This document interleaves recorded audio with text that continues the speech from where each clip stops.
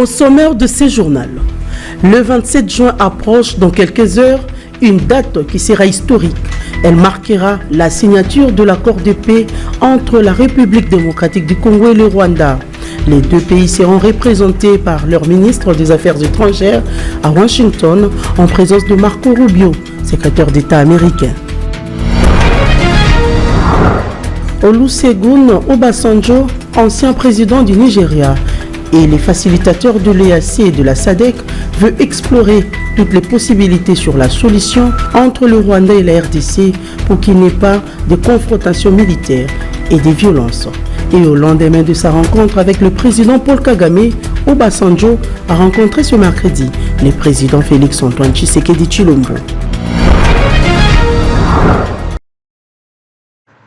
Très heureuse de vous retrouver sur vos solo télévisions pour vous informer. Mesdames, Messieurs, bienvenue dans cette édition du journal que nous débutons avec cette nouvelle. Olusegun Obasanjo, ancien président du Nigeria et l'un des facilitateurs de la communauté de l'Afrique de l'Est EAC et de la communauté de développement de l'Afrique australe SADC, a été reçu ce mercredi 25 juin à Kinshasa par le chef de l'État Félix-Antoine Tshisekedi. C'est au lendemain de sa rencontre avec le président rwandais Paul Kagame à Kigali. Dans les deux capitales, les discussions ont porté sur des solutions au conflit armé qui secoue l'est de la RDC et la région des Grands Lacs. Selon la présidence, Obasanjo a indiqué que la prochaine étape de sa tournée sera le Togo. Je cite, « Nous avons un médiateur nommé par l'Union africaine en la personne de Fornia Singwe, président du Conseil de ministres togolais. Je vais me rendre à Lomé pour lui faire rapport et voir ce qui doit être fait pour une paix durable dans la région. » Par ailleurs, l'ancien président nigérien dit apprécier toutes les initiatives de paix en cours, que ce soit celles des États-Unis ou du Qatar. Cette rencontre intervient dans un contexte où réticent au départ du pacte social pour la paix, une initiative des églises catholiques et protestantes et après 3 mois de consultations au pays et à l'étranger. Les chefs religieux de l'église catholique et protestante ont rencontré le président de la République pour lui présenter en primeur les résultats de leur travail. En mission officielle à Kinshasa, le secrétaire général du mouvement international de la Croix-Rouge et du Croissant-Rouge, Jacques Gane, a été reçu ce mercredi 26 juin par le président de l'Assemblée nationale, le professeur Vital Kamerhe. Les échanges ont porté sur les grands défis humanitaires auxquels la République démocratique du Congo fait face, notamment les crises dans l'est de la République, les déplacements massifs des populations, les épidémies récurrentes et la vulnérabilité des communautés. Suivez ces reportages. Le président de l'Assemblée nationale, l'honorable Vital Kamerhe, s'est entretenu le mercredi 25 juin 2025 avec le secrétaire général du mouvement international de la Croix-Rouge et du Croissant-Rouge, Jagan Chapagen, en mission officielle à Kinshasa. Une rencontre axée sur les enjeux humanitaires et le renforcement de la coopération entre la RDC et cette organisation humanitaire internationale. À la tête d'une forte délégation, Jagan Chapagen a exprimé 2 préoccupations majeures. D'une part, la protection et la reconnaissance officielle de l'emblème de la Croix-Rouge pour assurer la sécurité des volontaires dans les zones en conflit, notamment à l'est du pays. Et d'autre part, un plaidoyer pour un appui financier et technique accru du gouvernement congolais à cette organisation. Très attentif à ces 2 demandes, le président Vital Kamerhe, lui-même originaire de la région en proie à l'insécurité, a salué le courage et le dévouement des humanitaires congolais. Il a rassuré son invité de marque quant à l'engagement de l'Assemblée nationale à faire avancer la proposition de loi sur la Croix-Rouge, annoncée comme l'une des priorités législatives de la session de septembre prochain. Une loi qui va ouvrir la porte à l'augmentation de l'appui du gouvernement et à la protection de l'emblème sur toute l'étendue du territoire.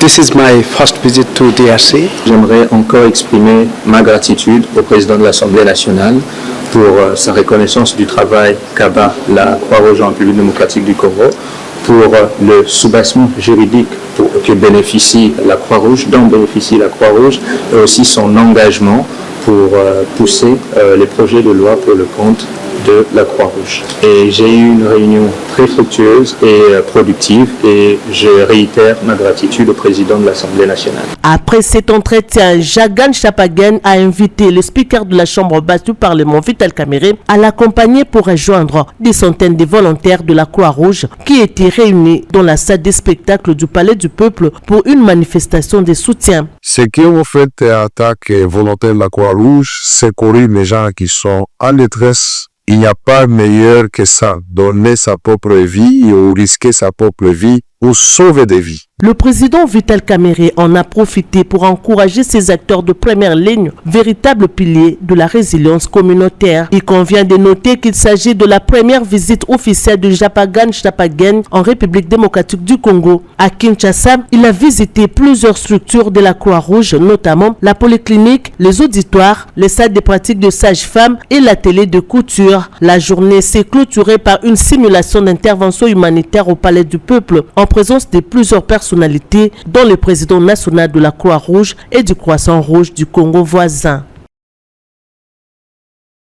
Pour manque de courtoisie, poursuite d'intérêts personnels au détriment de ses collègues, refus de se conformer aux décisions prises collectivement et des manques de discrétion dans la gestion des affaires du bureau, deux membres du bureau de l'Assemblée provinciale du Congo central, dont les rapporteurs adjoints et questeurs, Peilapo Kassé Bilintunga et Omega Mbadou ont été destitués mardi 24 juin 2025 par une décision de l'Assemblée plénière. Mais que reproche-t-on à ces membres du bureau? Réponse avec Victor Ntwami Paka, rapporteur de l'Assemblée provinciale du Congo central, joint ici au téléphone par Israël Tumba.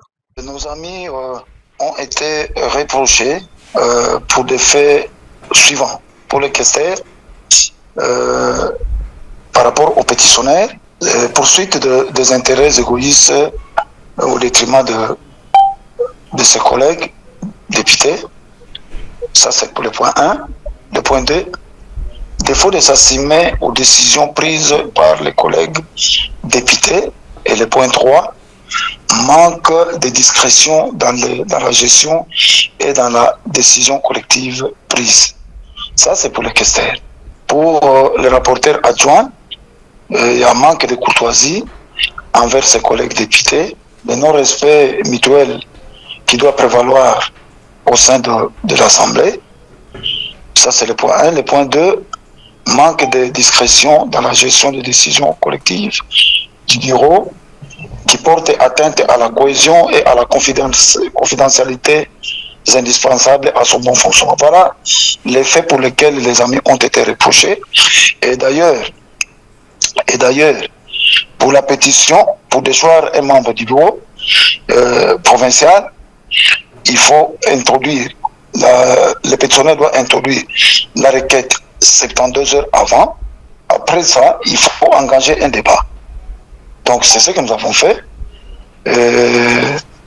Dommage pour mon collègue rapporteur adjoint, nous sommes allés à 25 voix qui ont dit oui, qui ont voté oui pour son départ, et 23 voix plutôt, et 25 voix pour le Kessel. C'est voilà la raison pour laquelle les amis sont déçus en tant que membres du bureau, mais il reste député. Toutes nos excuses pour la qualité de cet élément. Sachez bien que la journée du vendredi 27 juin 2025 à Washington sera marquée par la signature de l'accord de paix entre la République démocratique du Congo, représentée par sa patronne de la diplomatie, Thérèse Kaikwamba, et le Rwanda, représenté par Olivier Nduhungirehe, en présence de Marco Rubio, secrétaire d'État américain. D'après plusieurs sources contactées, le gros du travail était déjà réalisé par les experts des deux pays. En termes de rappel, le processus de Luanda prévoyait pourtant la signature de l'accord le 15 décembre 2024 par les présidents Félix-Antoine Tshisekedi et Paul Kagame. La non-signature de l'accord à Luanda était liée à la question du M23. Cette fois-ci, d'après certains experts, la question est prise en charge au niveau du processus de Doha sous la médiation du Qatar. Tout à fait autre chose, le ministre des Finances, Doudou Fwamba, a présidé ce mardi une importante séance de travail consacrée à l'évaluation de la réforme relative à la facture normalisée.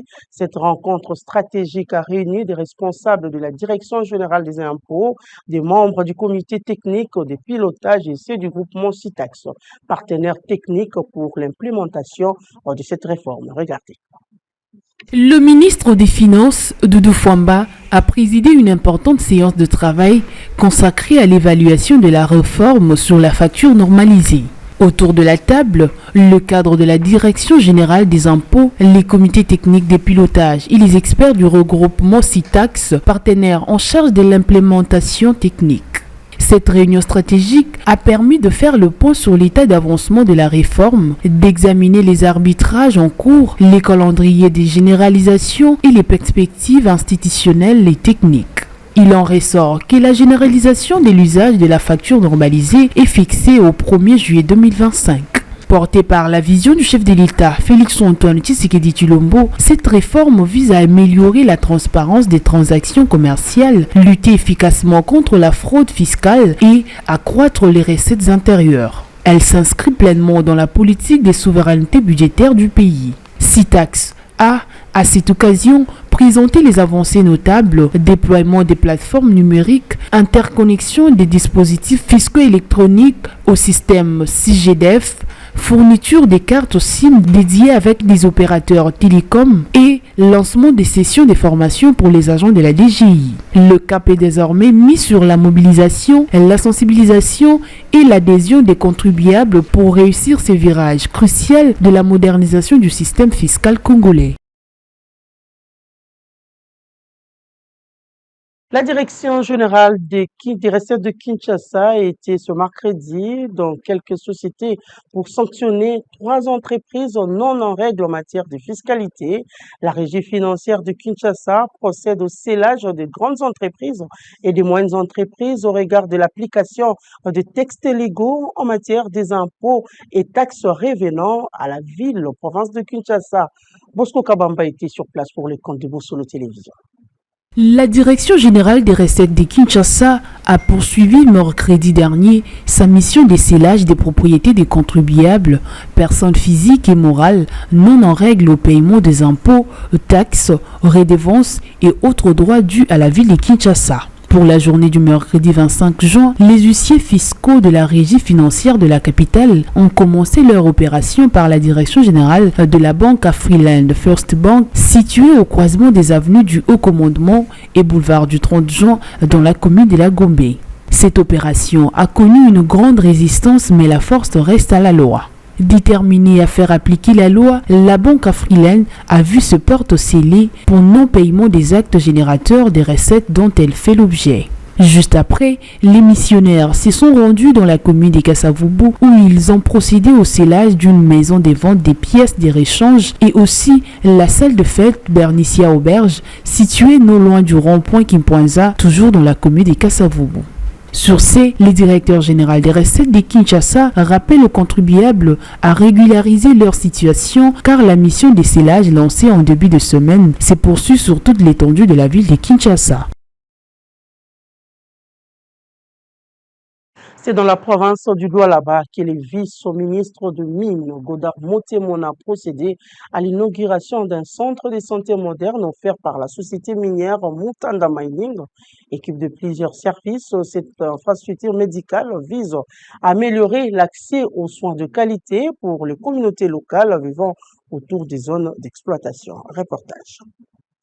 En mission officielle dans la province du Lualaba, la semaine dernière, le vice-ministre des Mines, Godard Motemona, a procédé à l'inauguration officielle d'un centre de santé moderne, une infrastructure de pointe construite grâce à la dotation de 0,3% consacrée aux communautés locales par la société Mutanda Mining.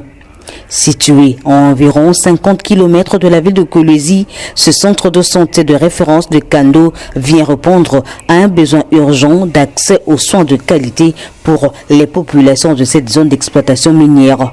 Il comprend notamment des services de médecine générale, une maternité, un laboratoire d'analyse, une pharmacie ainsi qu'un bloc opératoire équipé selon les standards modernes. Godard Motemona a également encouragé d'autres sociétés minières à emboîter le pas de Mutanda Mining en mettant effectivement en œuvre les obligations légales et réglementaires en matière de développement communautaire durable. Aujourd'hui, ce ne sont pas des discours, ce sont des œuvres qui parlent, n'est-ce pas?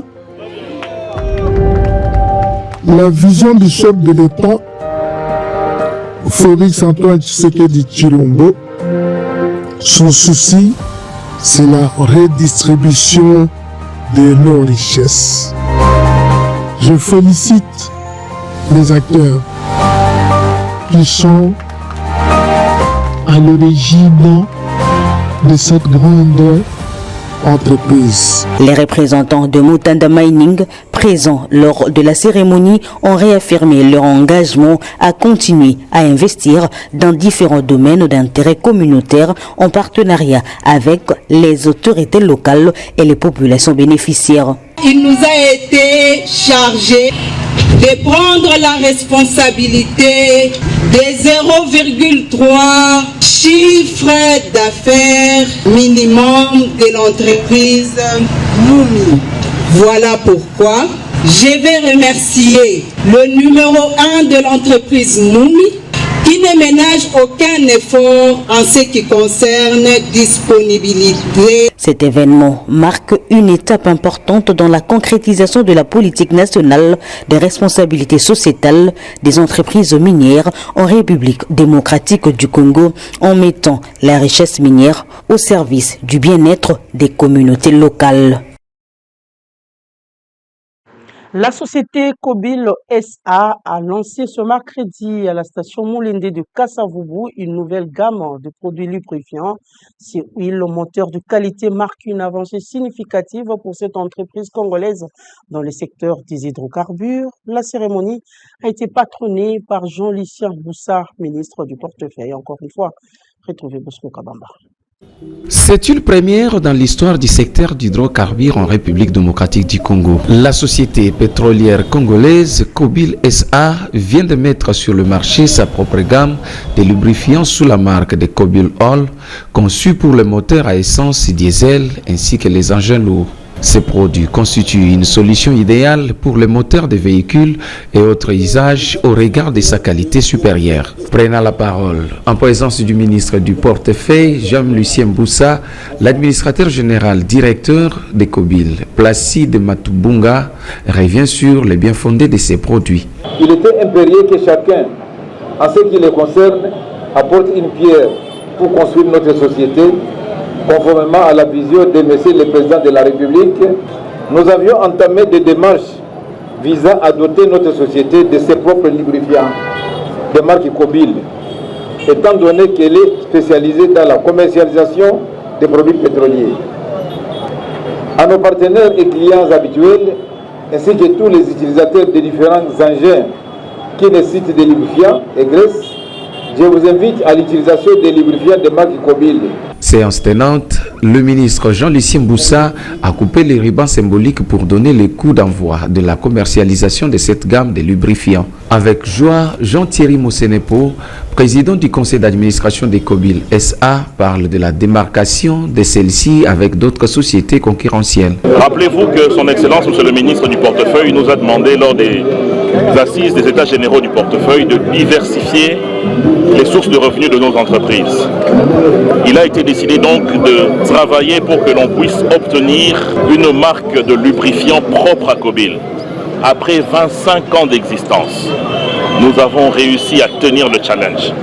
Et aujourd'hui, Kobil vient de mettre sur le marché son propre lubrifiant à un prix défiant toute concurrence, et c'est une marque congolaise. Parce que cela rentre dans la vision du chef de l'État, son Excellence Félix Tshisekedi. Dans une note de satisfaction, la délégation a pris la direction de la station Kobil Huilerie pour visiter la nouvelle technologie de l'énergie renouvelable mise en place pour éviter tout désagrément pendant le service des ventes des carburants, mais aussi à gagner en termes des autres dépenses financières. Dans le reste de l'actualité, depuis le début de l'année 2025, la province du Maniema a déjà enregistré plus de 3304 cas, dont 120 décès de choléra. Le directeur du programme national d'élimination du choléra et de lutte contre les autres maladies diarrhéiques l'a annoncé mardi 24 juin à Kindu. Les détails dans cet élément que signe Julia Kamonia. Une onde de choc traverse les systèmes de santé congolais. La province du Maniema affronte depuis janvier 2025 une flambée épidémique de choléra d'une ampleur inquiétante.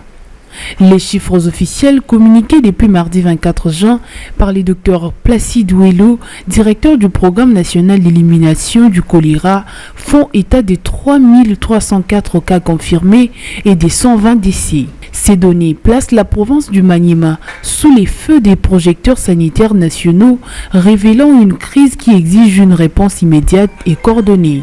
Ces données placent la province de Maniema sous les feux des projecteurs sanitaires nationaux, révélant une crise qui exige une réponse immédiate et coordonnée. Comment cette maladie, pourtant évitable, a-t-elle pu regagner du terrain avec une telle virulence ?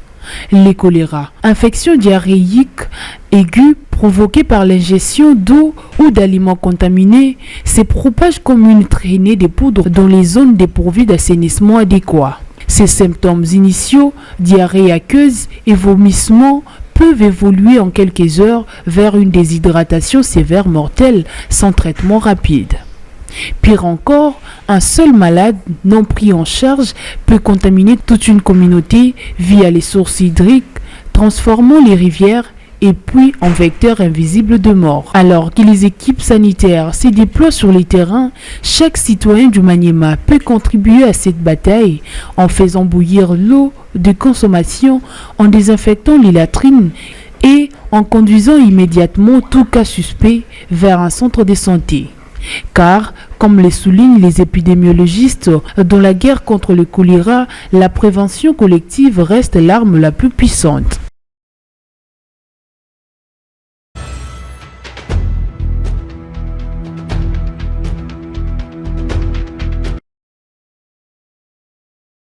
En dehors de nos frontières, à l'approche d'importantes échéances électorales dans certains États africains, notamment Ouganda et Côte d'Ivoire, une interrogation persiste au sein de l'opinion africaine. Pourquoi tant de dirigeants refusent-ils de quitter le pouvoir entre révision constitutionnelle, candidature controversée et verrouillage des institutions? La démocratie sur le continent semble vaciller sous le poids des ambitions personnelles. Suivez l'élément des réponses dans cette analyse d'Edouard Chama, rendue pour vous par Julia Kamonia. Malgré les engagements internationaux et les textes nationaux proclamant haut et fort la démocratie, l'Afrique continue de faire face à un mal persistant. La volonté farouche de certains dirigeants à s'accrocher indéfiniment au pouvoir. Une tendance inquiétante en contradiction avec les principes élémentaires de gouvernance démocratique.